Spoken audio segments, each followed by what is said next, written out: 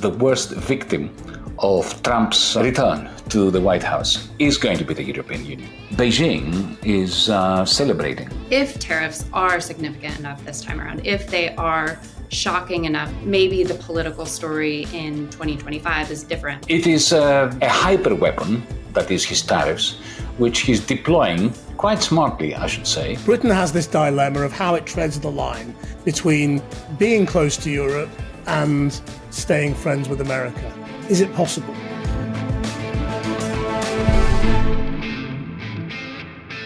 Hello and welcome to the Fourcast. The trade war has begun, sort of. Now, Donald Trump announced all sorts of tariffs against Mexico and Canada and then put them on hold. But the tariffs against China have gone ahead and China has announced its retaliation. So already, from today, the US coffers are being filled up with dollars as those tariffs are being paid by American importers, not by the Chinese. Remember, that's an amazing sleight of hand that he seems to have pulled off with a lot of the American public. So where is this going? When is he going to announce his tariffs on Europe? And where does that leave both Europe and Britain as it tries to work out how it can keep both America and Europe sweet? Joining me, the Greek economist and former finance minister, Yanis Varoufakis, and from the United States Tax Foundation think tank, Erica York. Yanis, first of all, what do you think is really going on here? Is this a sophisticated economic policy to address the trade deficit and protect American jobs, or something else?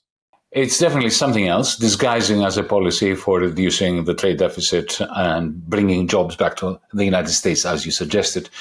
It is a hyper weapon, that is his tariffs, which he's deploying quite smartly, I should say, from his perspective, in order to maximize his political clout, both domestically and internationally. Is it real political clout? The thing is that when he makes these announcements, he gets the headlines that say, well, he's forced Mexico to send 10,000 troops to the border and Canada's going to do the same thing and have a fentanyl czar and all this kind. And then it takes a day or two for everyone to go, Mexico already had 10,000 people at the border and Canada did as well. And all they've really done is appoint a fentanyl czar, which is one job. So, as a political instrument, is it really as big a deal as it initially seems? Well, judging by his first term, it is a potent tool. Remember that when he was first elected in 2016, very soon after that, he tore up the NAFTA agreement, the North Atlantic Free Trade Agreement, and slapped large tariffs on Mexico. And then very soon after that, he managed, I have to say to my surprise, rather rapidly, compared to how long it had taken Clinton to create NAFTA, to renegotiate NAFTA. And I can't say that the NAFTA 2.0, which was called something else, was worse for the United States than the original NAFTA. So let's not make the mistake of underestimating him. He will keep people guessing. This time he introduced the tariffs, he took them back. I very much expect that he will do the same thing with the European Union. And this time he's not going to take them back. Right. So what does he want from the European Union? Oh, I think that we have to take very seriously his long-standing ideological and theoretical opposition to the very concept of the European Union. He dislikes, from an isolationist sovereignist point of view, which is his ideological foundation, he dislikes the very notion of the European Union, and particularly the very large trade surpluses that Germany, but also the rest of the Eurozone have vis-à-vis the United States. And this is not just a belief by Donald Trump. I remember having a conversation with Jack Lew, who was the Treasury Secretary of Barack Obama.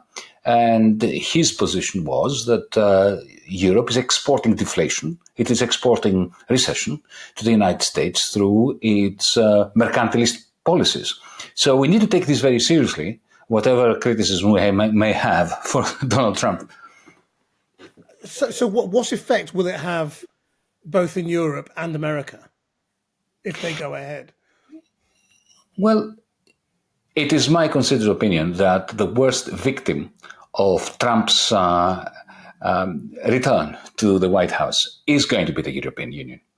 China can very easily take in its stride the 10% tariffs that have been announced. Their industry is so well technologically advanced and so efficient that they can absorb that easily, even a 20%, 25% tariff. They will be diverting a lot of their net exports to Europe and to the rest of the world. The United States, on the other hand, have an almost autarkic economy. They have a remarkable capacity to accumulate the capital, the accumulated profits of the rest of the world, as we know. But it is Europe which has already been in a dynamic of secular stagnation well before Trump was elected, because of 15 years of a rather silly combination of austerity for the many and socialism for the bankers and political fragmentation, which led to 15 years of no investment. There has been an investment strike in Europe. So we missed, and the German industry missed, a whole industrial revolution. So even if Trump was not elected, Europe would be stagnating. But these tariffs are going to create a greater exodus of capital, particularly from Germany, to the United States. Erica, I mean, do you agree? I mean, is this going to work economically for America if tariffs with Europe go ahead? I mean, the question is, what is the goal? And, I think we have some hints from Trump. I mean, he has written down in a speech in the past in all caps, trade is bad. If you look at his talks going back to the 1980s, there is just an anti-trade view that Trump holds. And so it's not entirely clear whether this is a negotiation strategy or whether this is a change from Trump 1.0, where tariffs were clearly targeted at renegotiating NAFTA and getting USMCA. They were targeted at China's IP theft practices. Now there seems to be more of an idea of we want tariffs for revenue, we want tariffs to replace the income tax, we want tariffs to attempt to reindustrialize the U.S. manufacturing base. I don't think tariffs are going to be successful on those grounds. If we look at what it is that the U.S. imports, more than half of U.S. imports are intermediate inputs or capital goods. So placing tariffs on those directly increases the cost of producing in the United States. When we invite retaliatory actions against U.S. exports, that hurts our ability to sell on the global market. So it does mean that the U.S. economy turns inward, and turning inward is not how we get growth. So I don't think it's a positive growth strategy. There's also just not enough of a tax base there for it to be a significant revenue source to do the income tax reforms that Trump has talked about either. So I think in many ways, the strategy will not achieve the goals that have been outlined. But I mean, like Yanis, I mean, you seem to be suggesting that it may be that the tariffs are going to stay, that we shouldn't be misled by what's happened with the first few days of Mexico and Canada, where they've been put on hold for now. That when it comes to Europe and China, they're going ahead. That's the big question. You can't really have a tariff for negotiation and a tariff for revenue. You have to choose one path. We don't really know what path the administration is going to walk down yet. But if you look at the way that Trump's talked about these, the Canada-Mexico tariffs are a good example. The national emergency was related to fentanyl, was related to border crossings. But all of the media interviews that Trump did afterwards were talking about the trade deficit. We're talking about these economic reasons, which are in stark contrast and contradiction with the national emergency related to these border issues. So at some point, you have to choose one path. It's not clear to me yet that there has been a path chosen. Yanis, I mean, do you agree that this is straightforwardly bad for the US economy? No, I don't. I can't say I agree with that, because the world we live in is far removed from the textbook world of general equilibrium, where you already assume markets working efficiently. The strength of the United States economy is its capacity to accumulate other people's capital. This is not going to go away. If anything, remember, immediately after 2008, 2008 was a financial catastrophe that befell the world as a result of things that were happening in New York. And yet, the rest of the world's capital flooded New York, because this is what happens when capital gets jittery, when uncertainty is in the air, it rushes into the United States. So even if Trump's tariff policy is macroeconomically destabilizing and anti-growth, if this creates a sufficient crisis, then there will be even more of a flood of capital in the United States. So those two blocks, mainly the United States and China, may very well find that the commotion that he is creating strengthens the internal dynamic of capital accumulation, of innovation. There's no doubt that in China you have massive progress as a result of the CHIPS Act that Biden introduced. This is a form of impediment of trade. And the result was that China got stronger from that.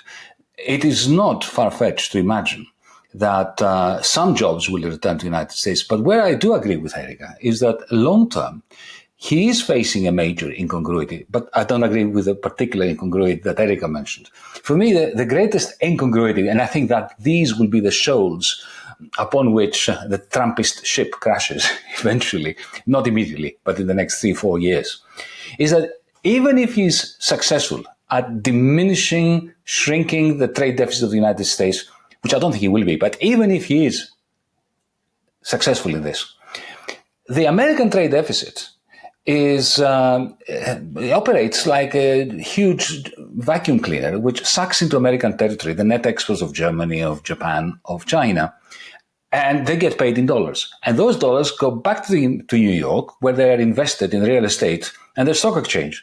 So if he succeeds in shrinking the trade deficit, he will have dealt a major blow at the real estate sector in Miami, in New York, in California, and the stock exchange. So he will have to choose his poison. Does he betray the working class, which elected him, or does he betray his favorite clans, which are the financiers and the realtors?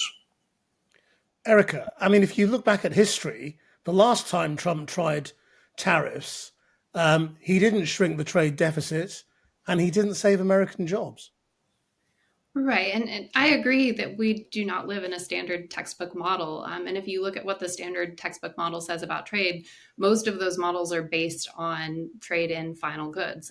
Like I mentioned earlier, most of what we import is not final goods. It's these intermediate inputs. It's these capital goods that we use to produce in the US. So supply chains are much more complicated than just this standard model. Yanis, Chris Giles in the FT has done a column in which he's looked back at the history of President McKinley, who Donald Trump sometimes likes to emulate, looking back to the 1890s. And he says that one of the things that happened there was that there was a massive fall after the imposition of these massive tariffs in the import of dutiable goods, because people stopped buying them. And that as that fell, so did support for the Republican Party. So, I mean, this could yet blow up in his face. Well, Chris Giles needs to look into his economic history a bit more carefully, because yes, it's true, but the 1890s were a period of major international depression. So it's important not to confuse correlation for causation. That Trump can inflict a lot of damage on the American economy, there is no doubt. But I don't believe we should take it for granted that the manner in which the American economy is finding it possible to regenerate itself and to recalibrate itself through major advances in the way in which intermediate goods are being used in order to produce final outputs. This may surprise us in terms of the ultimate effect of Trump's policies, which, of course, we don't even know what they're going to be. The big talking point that we've seen Trump say is that he wants to raise this revenue to offset the cost of further tax cuts. Those tax cuts would have to be enacted by Congress, but there's also some tension there. If we look at how the tax revenue raised by Trump's first round of tariffs was spent, more than 90% of it went out to direct payments to U.S. ag producers who had been targeted by retaliation. So rather than represent this new source of revenue we can use for new programs, it was revenue to compensate those who were harmed by the retaliatory action. And, somehow that didn't generate political blowback for Trump the first time around. He was able to message around the tariffs and come out on top of that. But I do think if we look back at McKinley and we look back at the midterm elections after McKinley, as Ways and Means chair, passed the McKinley Tariff Act, Republicans lost. McKinley lost re-election, and it was directly tied to the tariff issue. They had been named the $1 billion Congress for taxing and spending. So if tariffs are significant enough this time around, if they are shocking enough that the American people realize this isn't a tax on China, this isn't a tax on the EU, this is a tax on us, we are paying, we are harmed, maybe the political story in 2025 is different than it was in 2018 and 2019. Well, but that's been one of the most surprising things, watching it from here, is that how has Donald Trump got away with this narrative that tariffs are something that foreign countries pay, when it's American consumers who will pay it? It's a nice political story. It lets Trump make an enemy of someone else, lets him tell a story that fits in with the way people want to feel. And most people have not had an economics lesson in tariffs. So I think that's why we've seen the political message win out, even though it's not tied to economic reality. Yanis? Well, there are many misconceptions that appeal to the broader public, like, for instance, the idea that spending cuts in the middle of the recession is good for the bottom line of the government, the myth of austerity. It's very difficult to get this out of the heads of the general public. But I agree with Erica. There's a degree of xenophobia as well, because it's easy for a Trumpist to speak of tariffs as a tax on the foreigners. Once you actually say that, that's the end of the conversation. Somebody who is xenophobic and who thrives on xenophobia stops listening from that moment on, just cheers and moves on. Can we talk about China then, and how China is likely to be affected by this? There's been some commentary suggesting that China is in a much more difficult position, potentially, this time round. How is China going to be affected if Trump goes ahead? I mean, if we're really just talking, 10% tariffs on what the U.S. Imports from China, I don't think it's going to be dramatic. If we're in a world where Trump really follows through and tries to completely cut off ties and decouple with China, then that's a different equation. But I don't see us moving fully in that direction. So it's really uncertain. But I think at least with the actions we've seen so far, the impact is going to be fairly limited. Because their retaliation is also fairly limited, isn't it? Beijing is celebrating. The 10% tariff is much, much lower than what they were expecting. It is a gift, if anything, compared to expectations. Not only is it not going to be a dramatic tariff, but I think that, if anything, is going to unleash animal spirits in China, because given the awful expectations that preceded, if anything, there will be more investment towards exporting to the United States in Shenzhen, in Shanghai, beyond that. As for the theory that China is in a worse position today than it was in 2017, I don't buy it. Technologically, China has made important strides. So I don't see anything from Beijing's perspective that, if I were them, would have made me worry with the developments of the last few weeks. I suppose it depends if it escalates, though, doesn't it? I mean, if you get to 60% or whatever it was that he spoke about during the election, then you've got trouble. But I mean, are you saying you just don't believe anything big in terms of escalation is possible? There's no way that he's going to impose a 60% tariff on everything from China. Because if he does that, Walmart is going to be up in arms. And the people who shop from Walmart, who are mostly MAGA followers, or mostly, but to a very large extent, they will be up in arms. If he imposes a 60% tariff on electric vehicles come from China, again, it's no skin of the Chinese's nose, because they don't export that many EVs to the United States. Yeah, I think it depends on how far it escalates, and then whether the United States takes a position of we're isolating against all of the world, we're putting up tariff barriers against all of the world, or whether the United States tries to lead a new trade bloc that's excluding China. To me, it seems like it's been a conservative approach so far, and we have to see if it's going to escalate. And really, that depends what the administration decides to do next. And overall, Yanis, I suppose the Chinese economy has become much more self-sufficient. It's less dependent on exports now than it was 10 years ago. What China is going to do if the United States goes on an all-out war against trade war against China, China is going to start thinking very seriously about rejigging the BRICS, expanding the BRICS, perhaps turning the payment system, which is now just a payment system, into something closer to Bretton Woods, and play within BRICS the role that the United States played in the 50s and 60s, supporting and backstopping with the US dollar the Bretton Woods system. They could do the same thing with the BRICS equivalent of Bretton Woods using the one. That would be a major change in world affairs. But Beijing doesn't want to do that. They will only do this if they are pushed, and if they are pushed fiercely. Worth just saying that when Yanis talks about BRICS, he's referring to Brazil, Russia, India, China, and various other countries that have now joined this alternative economic grouping. And they've already got, as he says, this payments messaging system up and running, and people wonder where it's going to go next. Let's turn then to Britain's role in this. I mean, Yanis, you've warned that, Europe is going to feel the pain. Britain has this dilemma of how it treads the line between being close to Europe and wanting to be a little closer to Europe than under the last government, and staying friends with America. Is it possible? Well, there's a major incongruity there. The other day, Keir Starmer was visiting Brussels. And I don't think it was by accident that Donald Trump, on that same moment, as Keir Starmer was trying to make friends again with Brussels, said that, well, the Brits, maybe I won't slap any tariffs on them. This was a way of throwing a hand grenade in the meeting in Brussels between Keir Starmer and the European Union. Effectively, we were saying to Keir Starmer, you want to go into bed with them, then you're going to have to deal with tariffs.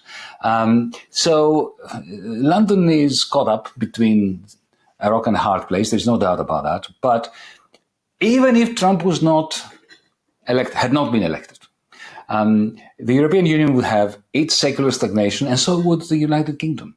Erica? I think the big question going forward, both with the United Kingdom, with the EU, with Canada, Mexico versus China, is what is cooperation going to look like? How much multilateralism are we going to have? Is the United States going to step up and lead, or is the United States going to shrink back? And other countries will have to choose too. What do they do in the face of this question about the United States versus China? How do you cooperate? In the 2018-2019 trade war, it was kind of easy to not make that choice. You didn't have to choose between the US and China. Depending how far the Trump administration pushes the trade war with China, we may be at a point where you do have to decide. And that will also depend on the position of the US and whether we are creating this off-ramp for commerce to increase and grow with our allies, or whether we are completely turning inward and not moving in the direction of cooperation anymore. I mean, isn't it straightforwardly impossible for Trump to tariff the UK on the basis of emergency powers? I mean, what is the threat coming from the UK? It doesn't need to answer that. Threat coming from Canada. Exactly. I don't think we're in a world where we are pushing the bounds of emergency power in order to kind of have a fig leaf to get to tariffs. I think tariffs are the goal. Whatever powers are there are going to be used to achieve that goal. Yanis, you don't think that's an obstacle? No, I agree entirely with Erica. And it's already been shown that the liberal establishment, the courts, nobody is prepared to challenge the monstrous application of national security emergency propaganda for justifying tariffs. He's not being challenged on that. So yes, he can declare, an emergency for whatever reason he wants in order to slap any tariff he feels like. So what do you think Keir Starmer should be doing? Well, looking within the limits of the United Kingdom, the United Kingdom has a serious realization problem.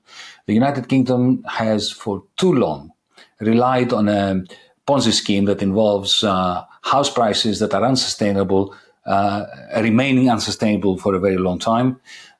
It relies on a flow of capital which does not materialize in the form of productive investments.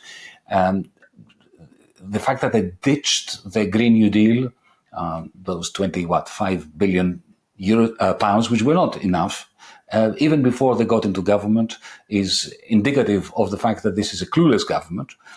They have no plan to create something like an investment bank, the equivalent of the European Investment Bank, that in association with the Bank of England could channel the very large amount of liquidity that exists in the City of London in productive ways. They talk about growth and investment, but there's absolutely nothing I see in there except for recessionary, contractionary measures like the increase in the national insurance contributions, which was a suicidal move by Rachel Reeves.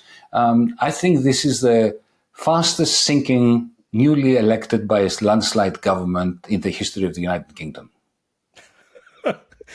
Just say what you really think. Now, Erica, overall, is it right to say that from your point of view, whatever happens on tariffs, it's going to be bad for growth, both in the US and in Europe and Britain? Yes, very clearly. I don't think you can make a case that tariffs will boost macroeconomic growth for the United States or for the countries that are the target of the tariff action. I agree with that. But let's not forget that when we did have growth, that was not necessarily in the interest of the majority of people in a majority of countries. And that is the political strength of Trump, that he appeals to the discontent that went hand in hand with growth. Well, maybe a gloomy economic note and possibly a buoyant, tough political note for Trump fans, but we'll leave it there. Erica York, Yanis Varoufakis, thank you very much indeed.